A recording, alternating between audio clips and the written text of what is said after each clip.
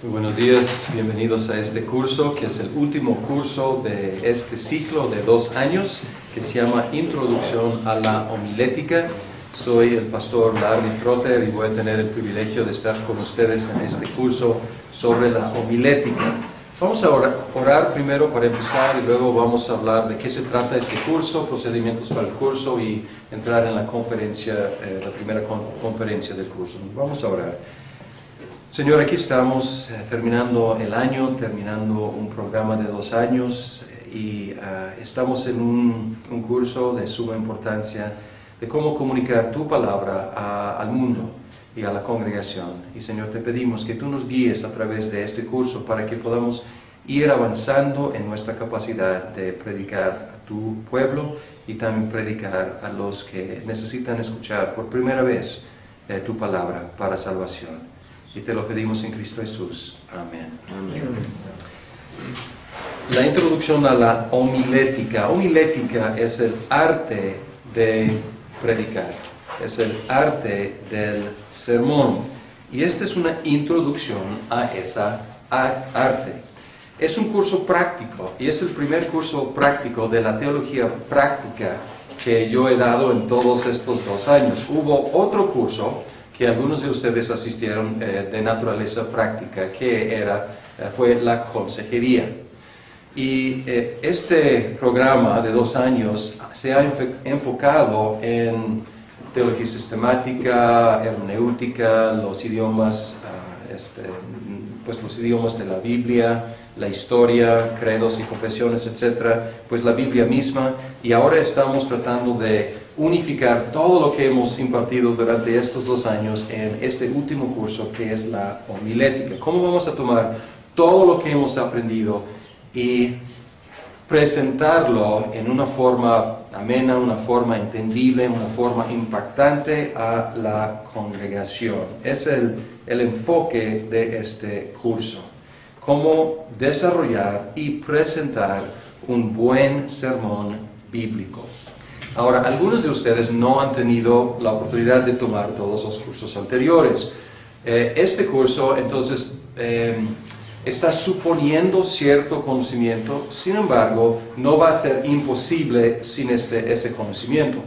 Al mismo tiempo, si están tomando este curso, están adquiriendo un compromiso de regresar y tomar los otros cursos. No voy a decir cuáles sean los más necesarios como prerequisitos, pero un curso que es muy importante, y si van a enfocarse en un curso en línea, a lo mejor contemporáneamente con este curso pueden ir tomando el otro curso, sería hermenéutica, que es el arte o la ciencia de la interpretación. Porque si aprenden a presentar, desarrollar un buen sermón, pero no tienen las herramientas para estudiar el texto y llegar al significado del texto, eres doblemente peligroso. Porque tienes elocuencia, pero no tienes la verdad bíblica, la capacidad de llegar al sentido correcto de la palabra. Entonces, si pueden, si tienen tiempo y no han tomado ese curso, les recomiendo que contemporáneamente estén tomando ese curso de hermenéutica. Y si no tienen tiempo para hacer eso, sería después. Y sobre la marcha voy a apuntar algunas conferencias de ese curso que van a ser muy importantes, sobre todo una clase sobre cómo hacer un bosquejo exegético, porque van a hacerlo otra vez en este curso. Bien, todos tienen la descripción del curso, vamos a revisarla rápidamente. Y aquí las tareas, asistir a las clases. A lo mejor debo agregar ahí puntualmente y participar en las conversaciones durante las clases. Leer las lecturas asignadas antes de llegar a clase y voy a requerir que hagan breves resúmenes de cada artículo en el texto. Es decir, máximo 1 página de cada artículo. Pues muy breve, no es un discurso, es algo muy breve y en algunos casos vamos a ver que en algunas semanas, sobre todo la primera semana, hoy en 8, hay 5, hay una introducción y luego hay 4 lecciones. Entonces ahí van a tener bastante que hacer. Pero luego la lectura va disminuyendo y mientras se enfoquen en producir un sermón. Hacer las tareas semanales que resultarán en un sermón escrito. Entonces vamos a ir cada uno construyendo un sermón. Y las tareas tienen que ver con diferentes partes del sermón. Entonces las tareas van hacia la producción de un muy buen sermón por escrito. Entonces hay que cumplir cada semana para ir construyendo ese sermón. Y también estar preparado para hacer breves presentaciones en clase de las tareas semanales. Vamos a decir, por ejemplo, que yo les asigno traer 3 ilustraciones algún sábado. Entonces yo puedo ese sábado decir, pues Esaú, párate y dinos una de tus ilustraciones. Entonces vamos a tener pequeñas, breves presentaciones aquí, entonces hay que estar preparados. Y luego al final hay que predicar un sermón y grabarlo. Y luego presentarme el sermón grabado, preferiblemente en video. Si no en audio, pero yo creo que a esta altura con la tecnología, pues video, realmente todos tienen acceso. Y van a preguntarme, pues ¿dónde voy a predicar ese sermón? Y yo digo, pues no sé, si diéramos oportunidad para que todos predicaran aquí, no habría ninguna conferencia de mi parte, sería puro sermón de los estudiantes. Sin embargo, si quieren organizarse para predicar a sus compañeros, podemos hacer eso, podemos disponer tiempo después, los sábados, y podemos hacer un rol, si no tienen oportunidad de dar un sermón. Y déjenme aclarar, estoy hablando del sermón, pero cuando escuchen la palabra sermón, pueden pensar en clase también, porque no todos van a ser predicadores en el sentido clásico de pararse los domingos en el púlpito. Pero muchos, y supongo que están aquí por eso, muchos van a estar impartiendo la palabra en un contexto u otro. Entonces, si es una clase de niños o una clase de mujeres, una clase para varones, también, porque los principios que vamos a estar viendo pueden transferirse a cualquier contexto, con algunas modificaciones, cualquier contexto de impartir la palabra. Entonces, si tienen oportunidades ya, perfecto, grabarse y luego pasarle el video. Si no, pues podemos hacerlo aquí, pero sería extender el tiempo, porque no tenemos tiempo dentro de las 2 horas que tenemos cada sábado. Bien, texto principal. Se llama Homilética predicando la gracia, un mensaje cristocéntrico.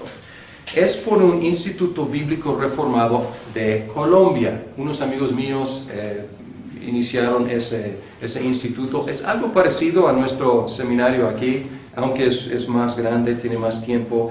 Y este es un compendio, es una colección de artículos, no es precisamente un libro.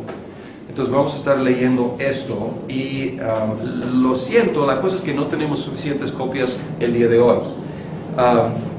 Cuando mandamos a hacer las copias, hubo 5 personas inscritas y nosotros mandamos a hacer 10, pues, duplicando el número, ahora son más de 10. Entonces, ¿qué pueden hacer? Porque tienen lecturas para el sábado que viene.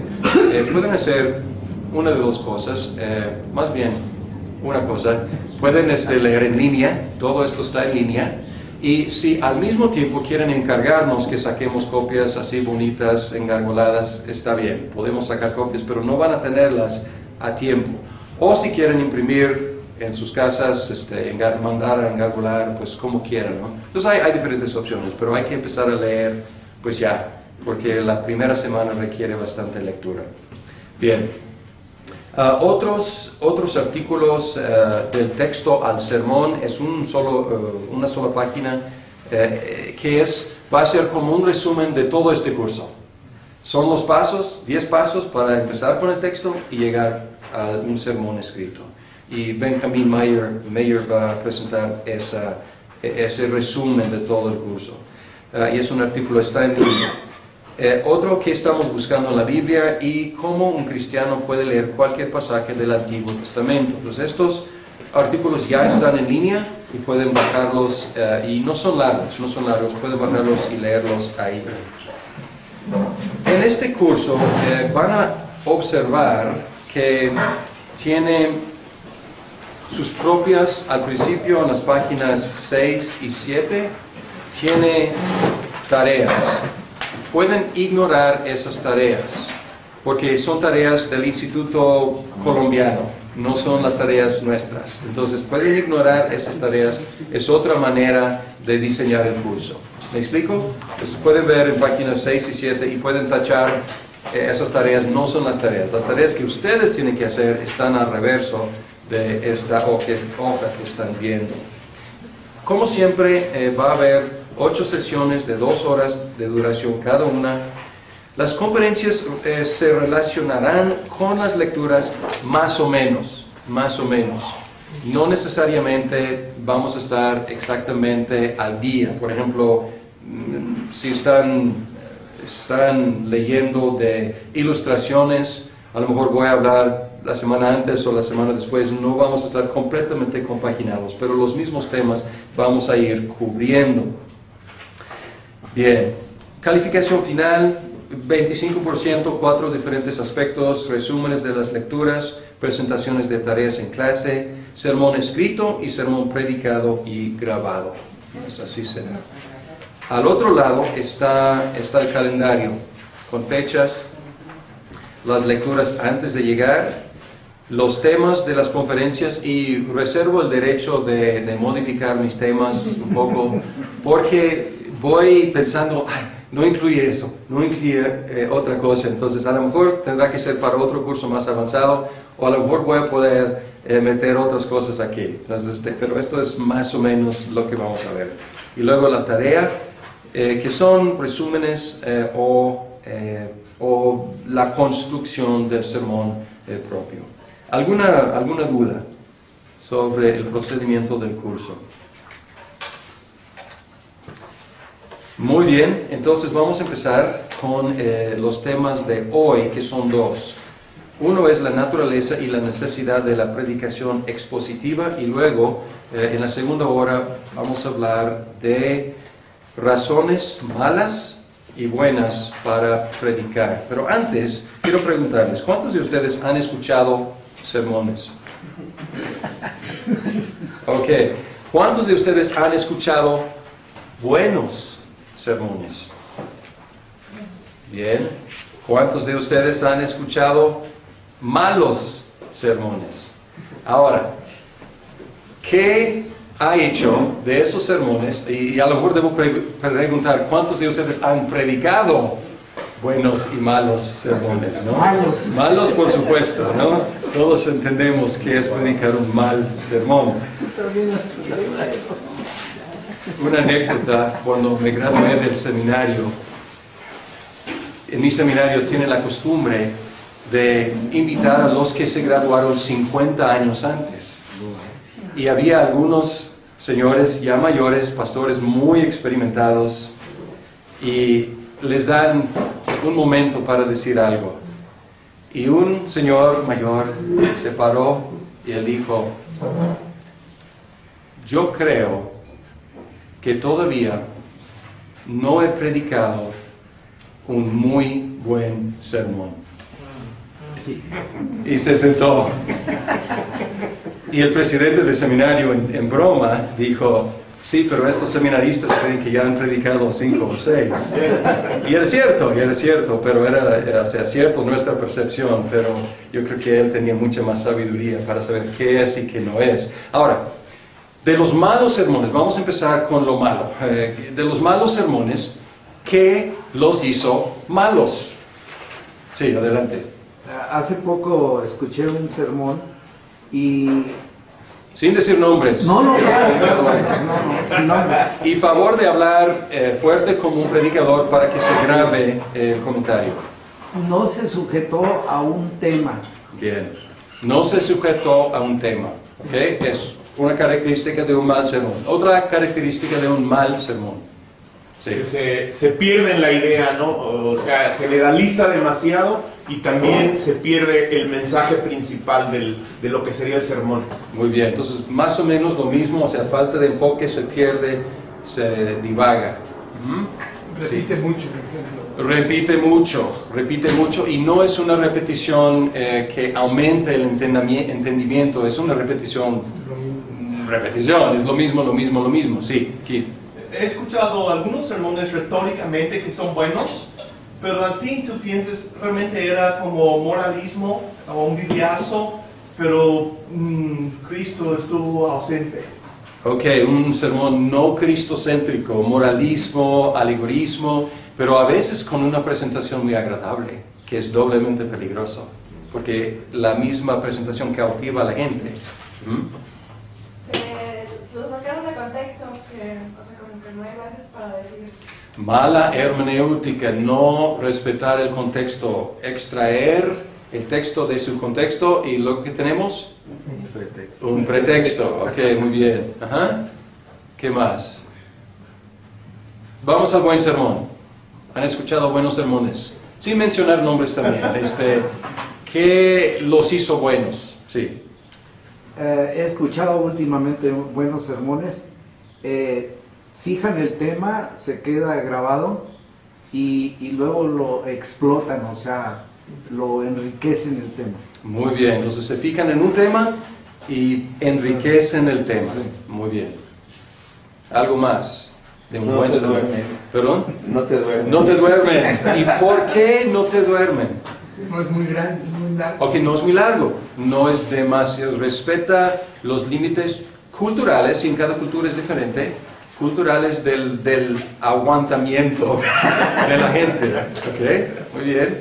Sí. Pues en cuanto a eso, dos cosas, tiene buenas ilustraciones, mantiene como la congregación enfocado y también la aplicación no está siempre en la teoría o en la hermenéutica en el mundo bíblico, sino llega a nuestro mundo. Ok, porque la hermenéutica toma el texto, interpreta el texto, pero no se termina con interpretar el texto en su contexto, tiene que llevar el mensaje a nuestro contexto. Y estás diciendo un buen sermón, lo hace, lo ilustra para que sea aplicable a nuestra vida. Bien. ¿Qué más de un buen sermón? Un punto, en sí, la actitud de uno, pues no es calificar en sí a la persona que da el sermón, sino pues tratar de ver lo bueno, ahora sí que aprender la enseñanza de ese día que se va a recibir. Entonces, no llegar así con ese ojo clínico o de estar analizando, viendo, sino, digo, quien lo dé, como quiera que sea, va a dar un mensaje y dice, bueno, pues me voy a apropiar lo que de una muy buena intención va a dar el predicador. José Luis, muchas gracias por decir eso, porque este curso tiene un peligro, y es un peligro para todo predicador, de convertirnos en críticos de la homilética de otros. Y a lo mejor aprendemos algunos principios, podemos utilizarlos malamente para criticar, evaluar, y ya no estamos escuchando el sermón, estamos ahí criticando, que es parte del ejercicio que yo tengo que hacer con ustedes en este curso, pero es un peligro para mí y un peligro para ustedes. Entonces debemos usar los principios aprendidos aquí para mejorar nuestros sermones y no tanto para criticar a otros. Pero sobre la marcha tenemos que evaluar para entender de qué estamos hablando. Por eso estamos evaluando en este momento, sí. Aquí. Una cosa, si la persona que está escuchando el sermón sale hablando de Cristo y qué tan maravilloso es, eso para mí es un sermonazo. Aún, es bueno que dicen qué buen sermón a la persona, pero los mejores sermones creo que deben dejar a las personas pensando en qué buen Señor tenemos. Así es, entonces es una buena medida. ¿Quién sale como el héroe? Tengo un amigo que así evalúa cualquier clase, cualquier sermón. Él dice, ¿quién salió como el héroe? Y a veces en un sermón bien recibido, el predicador sale como el héroe en lugar de Cristo. Entonces, es una buena evaluación que debemos aplicarnos a nosotros mismos, más que nada. Muy bien. ¿Otra cosa? Bien, entonces ya tenemos experiencia y sabemos a dónde queremos llegar. Y espero que este curso ayude a que lleguemos a lo que acabamos de describir.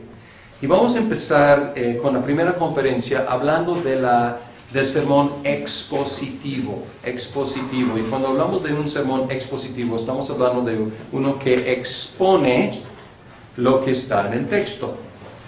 Y yo encuentro que la predicación expositiva es como la honestidad, en ese sentido. Todos dicen que están a favor de ella, pero pocos la practican. Y así es como la honestidad. Todos dicen sí, la honestidad, todos debemos ser honestos, pero luego en el momento crítico a veces fallamos. Y todos dicen, el sermón expositivo, lo máximo, pero luego poco se practica.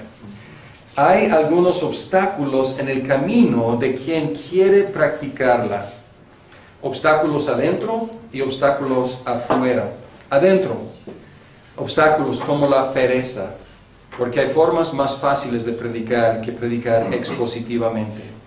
El deseo de ser admirados también es un obstáculo. Una fascinación con nuestras propias habilidades o faltas de habilidades, un autocentrismo. La vergüenza por nuestro pecado pasado o no tan pasado es un obstáculo.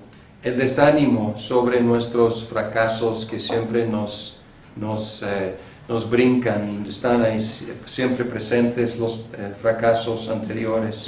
Afuera también hay obstáculos para producir y predicar un buen sermón expositivo. Hay muchas demandas, exigencias en el ministerio. Si somos pastores o estamos en algún ministerio de tiempo parcial o tiempo completo, hay muchas cosas que nos pueden absorber el tiempo y son cosas importantes y buenas, pero nos pueden sacar de nuestros estudios, donde tenemos que pasar bastante tiempo para estudiar, para producir buenos sermones expositivos. También a veces hay expectativas equivocadas de parte de la congregación. A veces la congregación viene para no sé, diversión, para unas anécdotas, algunos chistes, algunas historias animadoras. No viene para la carne de la palabra. A veces, si tenemos que reeducar a veces la congregación para que sus expectativas sean más adecuadas. Hay también malos patrones que hemos recibido de otros. Y esto es muy marcado. A veces hay ideas de lo que es un sermón y es una idea más cultural. Y a veces escucho a una persona que hablando conmigo habla como un ser humano. Y luego se sube al púlpito y empieza a hablar en una forma muy antinatural. Ya no es como un ser humano, es como un predicador evangélico. Porque es un patrón que él ha escuchado, recibido y imitado quizás sin querer, pero ha caído en ese patrón. Es un patrón que lo ha formado o deformado quizás. Y tenemos que superar estos obstáculos para lograr la meta de tener ministerios fundados en la exposición de la Biblia. Vamos a empezar repasando qué es la predicación expositiva y por qué es necesaria. Primero, ¿qué es? Vamos a un texto clásico sobre el sermón expositivo en Nehemías. Nehemías 8, 1 al 8. Y aquí la situación necesitaba dos cosas. Necesitaba hermenéutica y necesitaba homilética. Y siempre necesitamos esas dos cosas.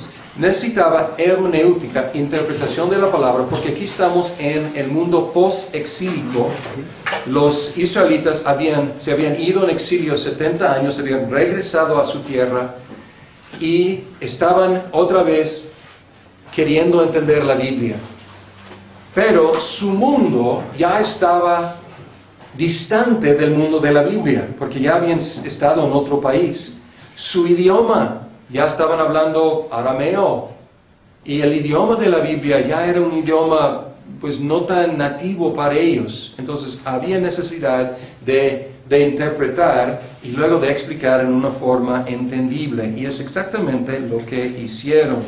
En Nehemías 8 dice: entonces todo el pueblo como un solo hombre se reunió en la plaza que está frente a la puerta del agua y le pidió al maestro Esdras traer el libro de la ley que el Señor le había dado a Israel por medio de Moisés. Así que el día primero del mes séptimo, el sacerdote Esdras llevó la ley ante la asamblea, que estaba compuesta de hombres y mujeres y de todos los que podían comprender la lectura, y la leyó en presencia de ellos en la plaza, que está enfrente de la puerta del agua. Todo el pueblo estaba muy atento a la lectura del libro de la ley.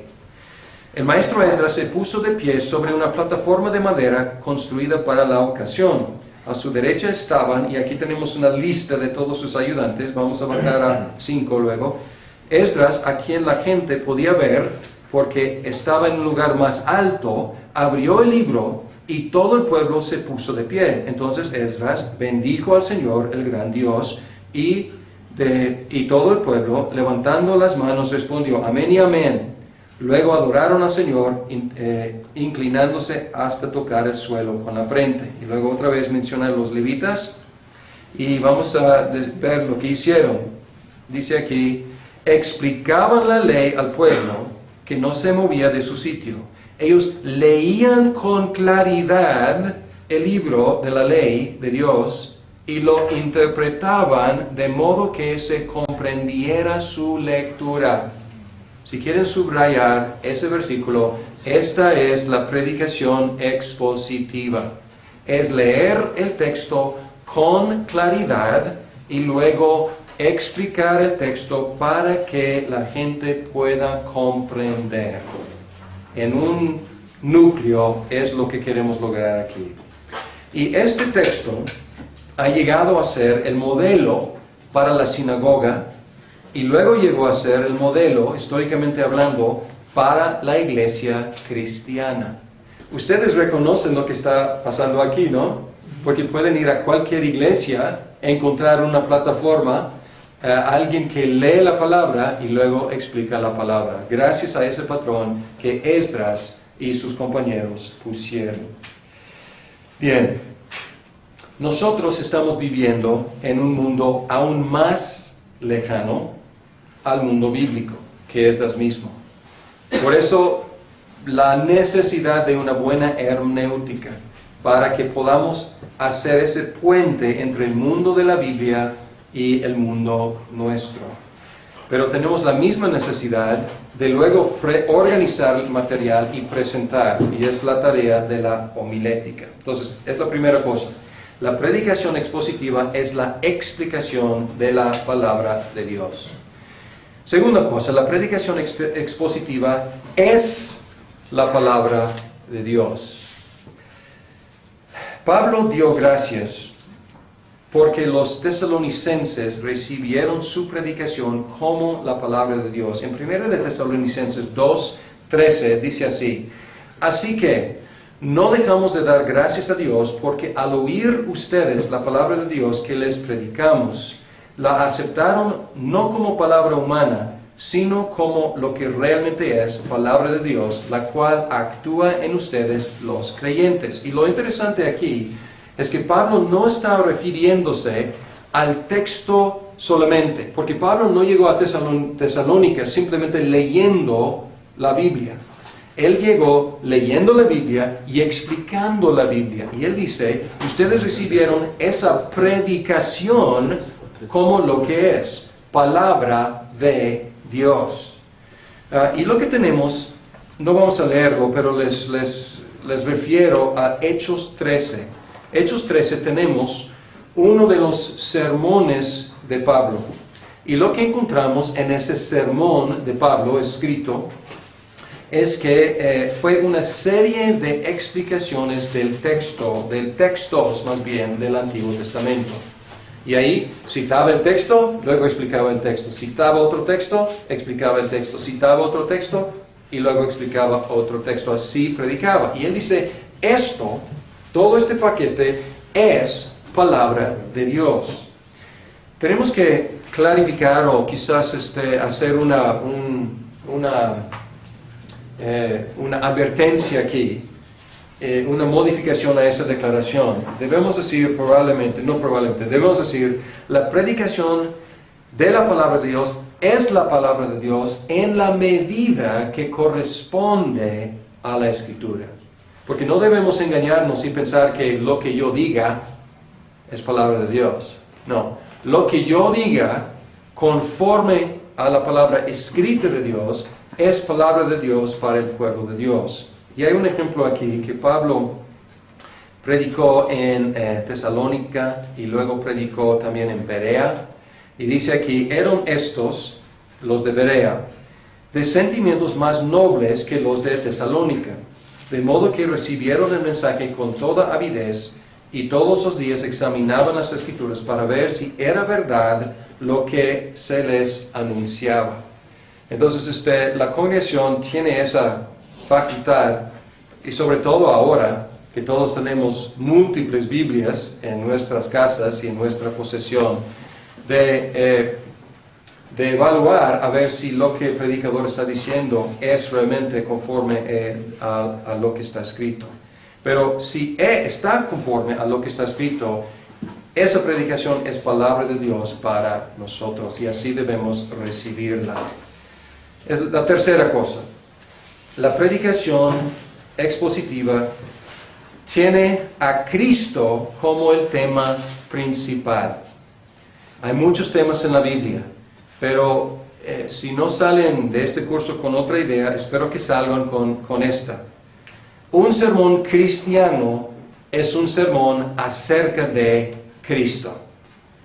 Y Jesús indicó que esto era el caso acerca de todo el Antiguo Testamento. A los maestros de la ley, en Juan 5:39, él dijo, ustedes estudian con diligencia las Escrituras porque piensan que en ellas hallan la vida eterna, y son ellas las que dan testimonio en mi favor.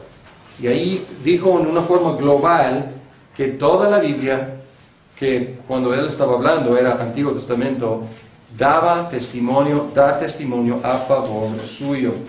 También en Lucas 24. ¿Se acuerdan del camino a Emaús?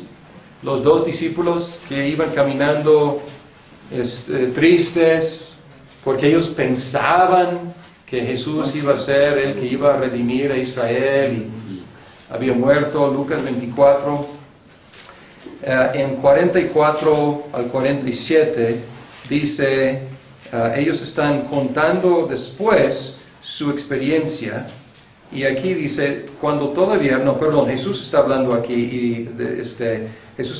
y dice, cuando todavía estaba yo con ustedes, les decía que tenía que cumplirse todo lo que está escrito acerca de mí en la ley de Moisés, en los profetas y en los salmos. Entonces les abrió el entendimiento para que comprendieran las Escrituras. Esto es lo que está escrito, les explicó, que el Cristo padecerá y resucitará al tercer día, y en su nombre se predicarán el arrepentimiento y el perdón de pecados a todas las naciones, comenzando por Jerusalén. Bien, él dice aquí que todo esto tenía que cumplirse. ¿Y qué es todo esto? Que el Cristo iba a ¿qué? Padecer, morir y luego resucitar, y luego en su nombre arrepentimiento y perdón de los pecados iba a predicarse a las naciones. Y él dice, este es el contenido principal ¿de qué? De la ley de Moisés, de los profetas y de los salmos. Y otros que han tomado otros cursos del Antiguo Testamento saben que el Antiguo Testamento, ¿cuál es el acróstico del Antiguo Testamento? El Tanakh. Torah, Nevi'im y Ketuvim. Torah, ley de Moisés, Nevi'im, profetas, Ketuvim, los escritos. Y así son las tres partes del Antiguo Testamento. Fíjense en lo que Jesús dice aquí. Todo lo que está escrito acerca de mí en el Torah, en los Nevi'im y en los Salmos, que es el primero y el más grande de los libros de los Ketuvim. Pues aquí está diciendo, cada parte del Antiguo Testamento habla de mí, de mi muerte, de mi resurrección y del perdón de los pecados. Y es lo que encontramos en los sermones apostólicos. Si buscamos ejemplos en Hechos o en Primera de Corintios o en otras partes de cachos, porque no tenemos todo un sermón, tenemos partes, resúmenes de sermones, pero aquí Pablo en 1 Corintios 1:22 resume su predicación y él dice, Los judíos piden señales milagrosas y los gentiles buscan sabiduría, mientras que nosotros predicamos a Cristo crucificado. Este mensaje es motivo de tropiezo para los judíos y es locura para los gentiles. Pero para los que Dios ha llamado, lo mismo judíos que gentiles, Cristo es el poder de Dios y la sabiduría de Dios. ¿Qué predicaba qué predicaba Pablo? Cristo crucificado, de todo el Antiguo Testamento. Y es el ejemplo que tenemos. También nosotros tenemos una herencia como protestantes evangélicos. La herencia de la Reforma Protestante, que enfatizaba una forma de resumir el mensaje de la Reforma, son las cinco solas. Las 5 solas, que son sola Escritura, sola gracia, sola fe, solo Cristo y solo a Dios la gloria. Y esta herencia también nos impulsa a predicar ¿qué? O más bien, ¿a quién?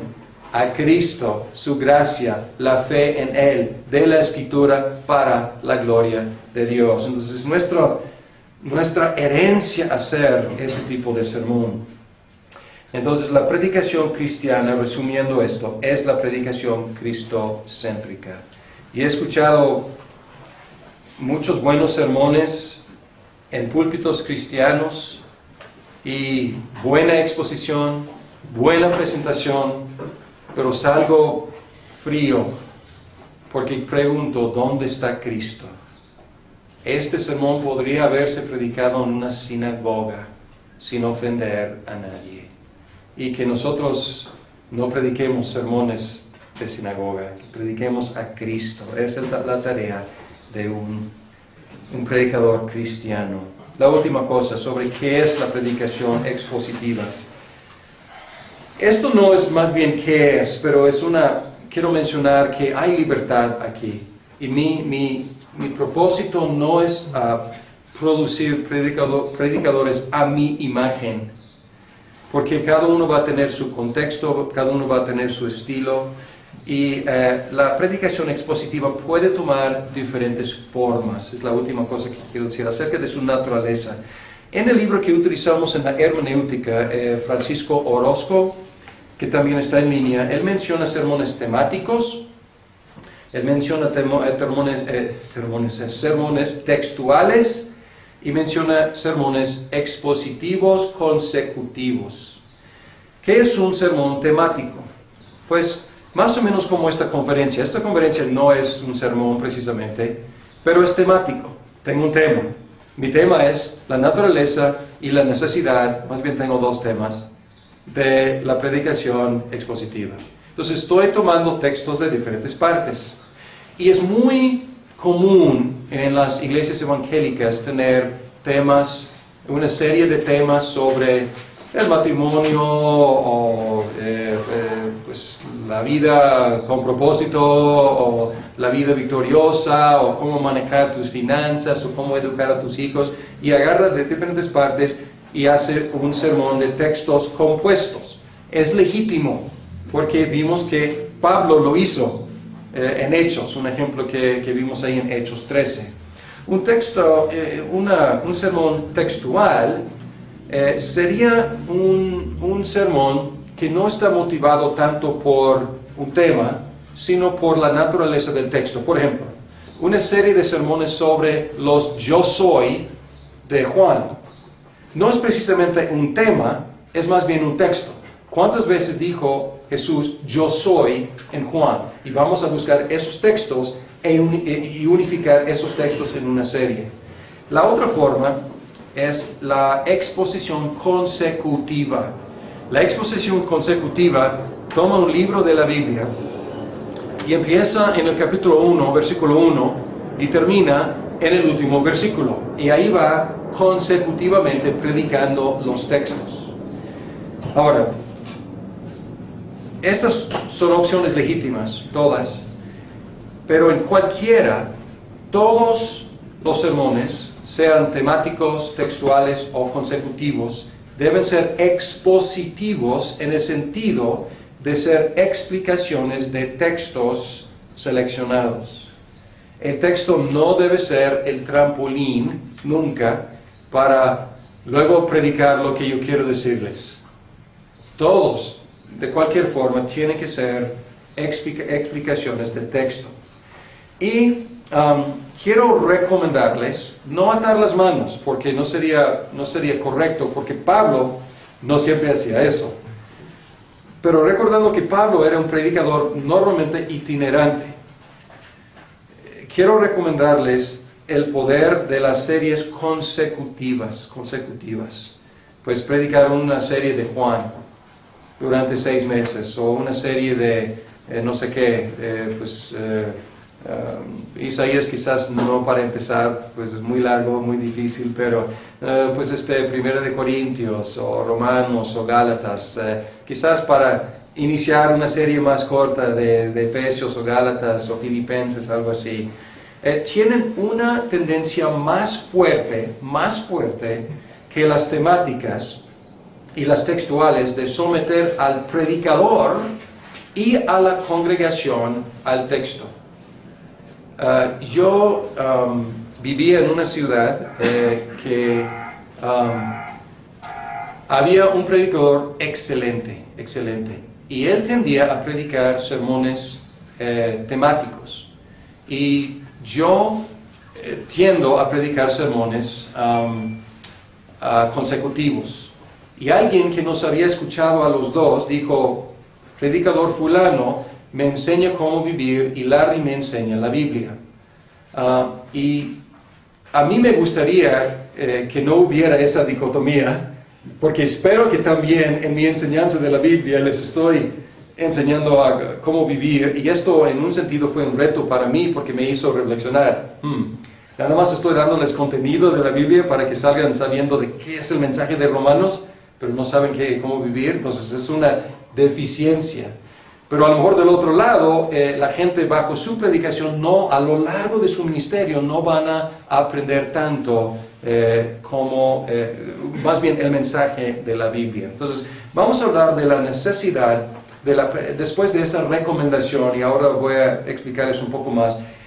Habiendo hablado de la naturaleza de la predicación expositiva, vamos a hablar de la necesidad de la predicación expositiva. Los predicadores necesitamos la disciplina de someternos a la palabra de Dios. Nosotros, los predicadores, aunque incluimos series temáticas o textuales, no hay nada como una serie expositiva consecutiva para desafiar y ejercitar las capacidades hermenéuticas y homiléticas del predicador. Y estoy hablando de nosotros, nuestra necesidad de crecer como predicadores. ¿Por qué? Yo durante muchos años evité predicar sobre Primera de Corintios, porque tiene temas muy difíciles. Y hasta creo que el año pasado o antepasado no había tocado, salvo de vez en cuando un textito aquí, una serie consecutiva sobre Primera de Corintios. Bautismo por los muertos, incesto, velo que las mujeres deben llevar, pelo corto, pelo largo en los hombres, o sea, temas muy difíciles de saber cómo manejar. Y yo por eso, como dije, pues si voy a predicar una serie consecutiva, no puedo brincar cualquier texto, tengo que tratar con él. Y qué bueno, sí, adelante. ¿Ya has predicado Romanos? 3, 4, 5 veces, Muy sí. difícil, ¿no? Sí y no, o sea, Romanos no es tan difícil porque Romanos es un libro muy lógicamente diseñado, entonces te lleva de la mano. Claro, hay temas muy profundos, pero son temas que son bien desarrollados en la teología reformada. Entonces tenemos mucha ayuda para predicar Romanos. En Primera de Corintios tenemos las respuestas y no tenemos las preguntas.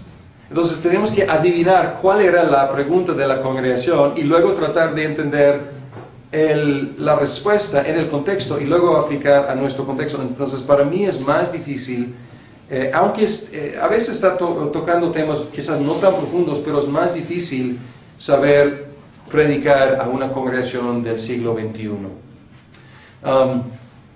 Y de Romanos, cada como 3, 4, 5 años yo predico otra vez, porque yo sé que hay muchos cambios en la congregación, gente nueva, y quiero que escuchen Romanos. Entonces, cada cierto periodo yo también predico otra vez Romanos. Bien, ¿qué decía? Muy buena pregunta. ¿Qué decía? Una serie consecutiva nos rescata de varias cosas, de nuestra pereza natural, nuestra tendencia de escoger temas y textos favoritos, nuestro miedo de otros textos y nuestra crisis de decidir qué predicar el próximo domingo. Mi crisis es de vez en cuando, y es una crisis para mí. Termino una serie y digo, ahora, ¿qué hago? Pero yo, pobre del predicador, que tiene que tener esa crisis cada domingo y cada semana. Ahora, ¿qué predico el próximo domingo? Algunos lo hacen, algunos lo manejan muy bien, pero sería un martirio para mí. ¿Qué voy a predicar la próxima vez? Pues el próximo texto, el siguiente texto. Entonces yo preparo mis series de antemano que duran normalmente 2, 3 meses para no fastidiar a la congregación mucho. Pero al final digo, ¿qué necesita la congregación? ¿Y qué necesito yo predicar? Estamos aquí en Cristo Redentor en una serie que nunca hemos hecho. Yo a propósito escogí algunos de los textos más oscuros y más difíciles del Antiguo Testamento para predicar. ¿Por qué? Porque yo consideraba que necesitábamos como predicadores, si estamos compartiendo varios, el reto de predicar esos textos. El domingo pasado fue Abdías y pues estamos en Miqueas por 3 semanas ahora. Y yo consideraba que la congregación también necesitaba un desafío, un reto nuevo, de meternos en unas partes profundas pero desconocidas de la Biblia. Entonces es un buen ejercicio. Yo no sé de la congregación, he escuchado buenos comentarios, pero yo sé de mi parte, me ha ayudado muchísimo crecer como predicador para no estancarme yo. También, la congregación necesita escuchar y aprender la palabra de Dios. Eso suena como, por supuesto, ¿no? Pero quiero recomendarles, sin atarles las manos, sin restringirles, porque también aquí tenemos a veces, y normalmente en el verano, cuando la asistencia es un poco menos regular, muchas veces en el verano incluimos una serie temática, porque este domingo no depende del domingo anterior, mientras que en una serie consecutiva, un domingo sí depende de lo que se predicó el domingo anterior. Entonces muchas veces en el verano aprovechamos y tenemos series temáticas. Sin embargo, a lo largo de un ministerio expositivo, los cristianos aprenderán la Biblia. A lo largo. Hablando de 5, 10, 15, 20 años. Si uno llega a una iglesia y a un predicador expositivo consecutivo y está ahí pues un ratito, pues a lo mejor no saldrá con mucho. Pero si se queda ahí mucho tiempo, saldrá conociendo la Biblia. Y lo he comprobado aquí, en Cristo Redentor. Es el ministerio más largo que he tenido. Tuve 3 años en los Estados Unidos, 4 años en la Ciudad de México, 15 años aquí en Guadalajara. Y yo he visto en una forma notoria cómo la gente que empezó al principio y todavía está aquí, también por su propia iniciativa de leer la Biblia, por supuesto, no voy a tomar todo el crédito para nada, o sea, se ha aplicado, pero yo he visto que a lo largo su conocimiento de la Biblia es impresionante. Y yo digo, wow, ¿dónde aprendieron todo eso? Pero era como gota, cada domingo, otra gota, y a lo mejor de una semana a otra su conocimiento no aumentó mucho, pero a lo largo salen conociendo la Biblia muy bien. Y al grado que he tenido la gratísima experiencia de que han venido conmigo algunos para corregirme. Y yo, quise llorar de alegría, de corregirme diciendo, Larry, mencionaste el nombre de esa ciudad, pero no es esa ciudad, es otra ciudad. O mencionaste el nombre del padre de fulano y no es el padre, es el tío. O digo, algo así, un detalle, digo, gracias a Dios. Y claro, por su propia iniciativa, pero también apoyado con un ministerio constante de la exposición de la palabra de Dios. Ellos serán expuestos a lo largo a textos fáciles, a textos difíciles, a textos conocidos, a textos desconocidos de los dos testamentos y de todos los géneros literarios. Entonces no se quedarán como solamente con conocimiento de Juan y Efesios y no sé qué más. Su conocimiento será muy amplio. Y quiero también decir una cosa sobre la predicación expositiva, consecutiva. Quiero admitir que algunos de mis sermones más populares, mejor recibidos, más alabados, por los cuales he recibido más elogios, han sido sermones temáticos, porque tienen una posibilidad de causar un impacto ese domingo, porque están muy enfocados en un tema muy vigente, muy actual, muy importante. Pero al mismo tiempo quiero enfatizar que no estoy buscando solamente el impacto de un domingo. Estoy buscando un impacto prolongado durante años. Y qué bueno que de vez en cuando hay un sermón temático muy enfocado en un tema del día que puede tener un impacto en la vida de la gente. Excelente. Pero mi meta no es causar un impacto cada domingo así. Mi meta es impactar, si puedo usar ese no verbo, impactar a la gente a lo largo de mi ministerio. Por eso es bueno combinar diferentes tipos de series. Bien.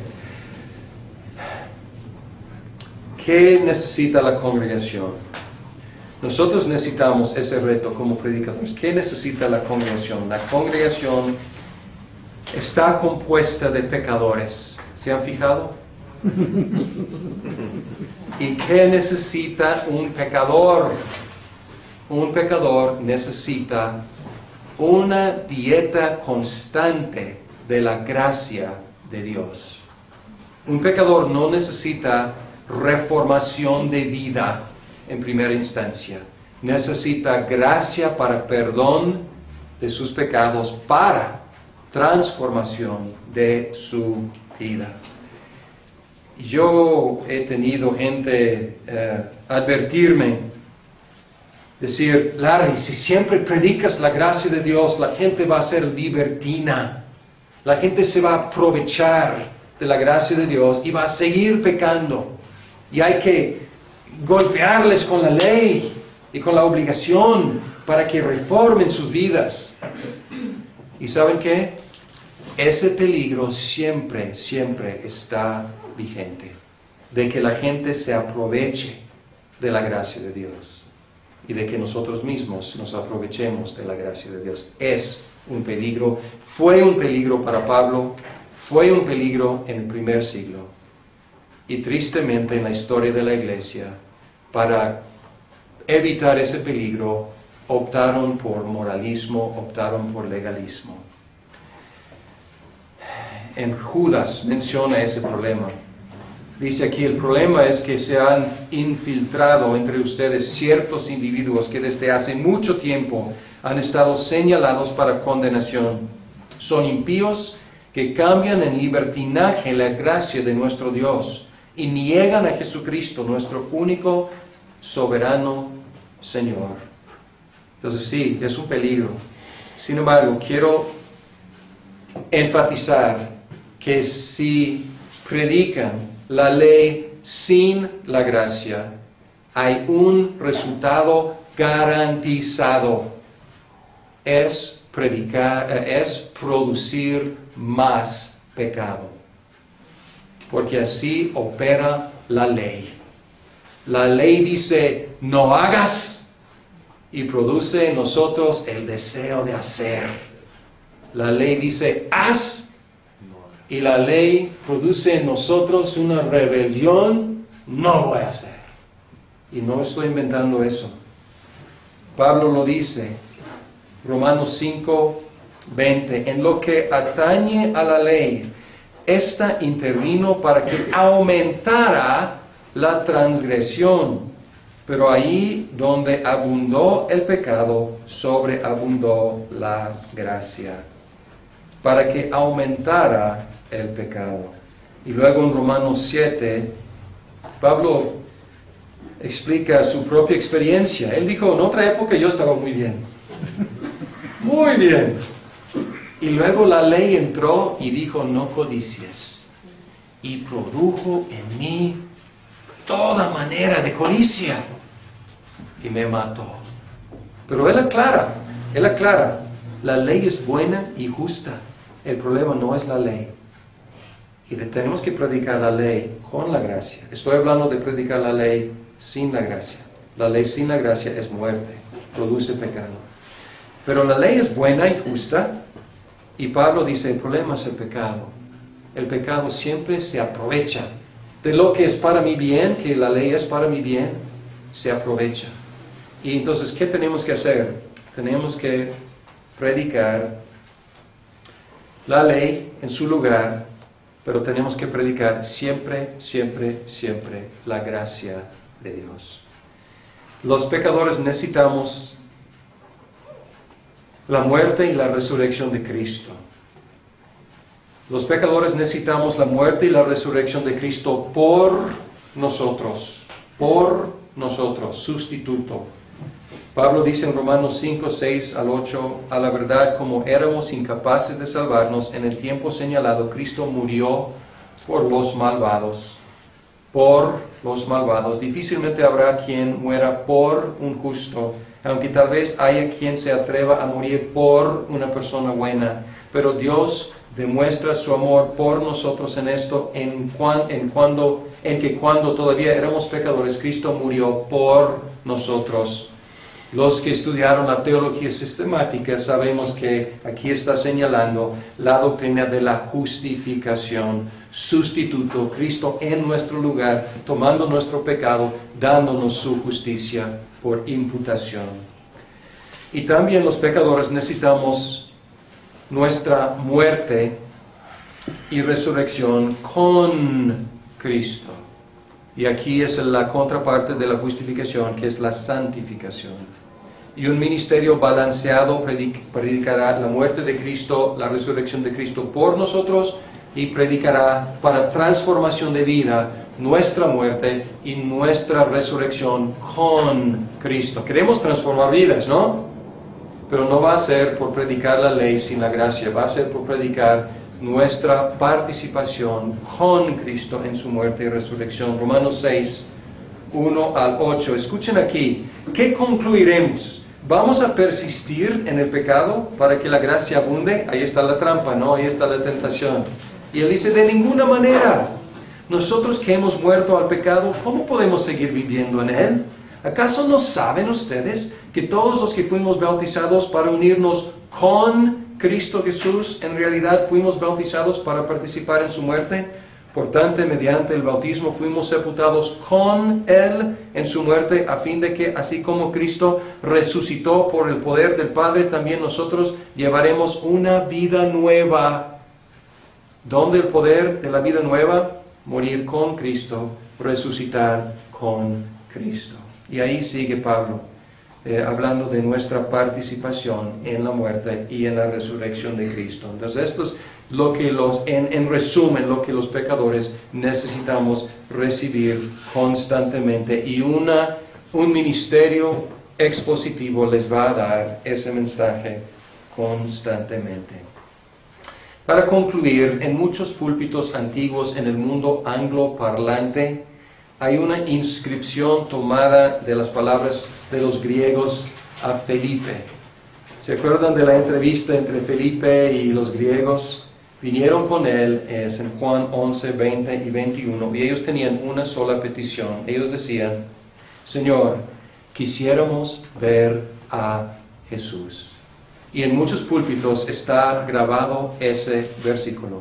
Y no sé por qué nunca lo he hecho en mi púlpito, pero es un recordatorio que cada predicador, cada maestro, cada maestra necesita recordar. Necesitamos, cuando subamos a nuestros púlpitos, cuando tomemos nuestro lugar en frente de nuestros alumnos, que haga eco esa petición siempre en nuestras mentes y en nuestros corazones. La gente quiere, la gente necesita ver a Jesús.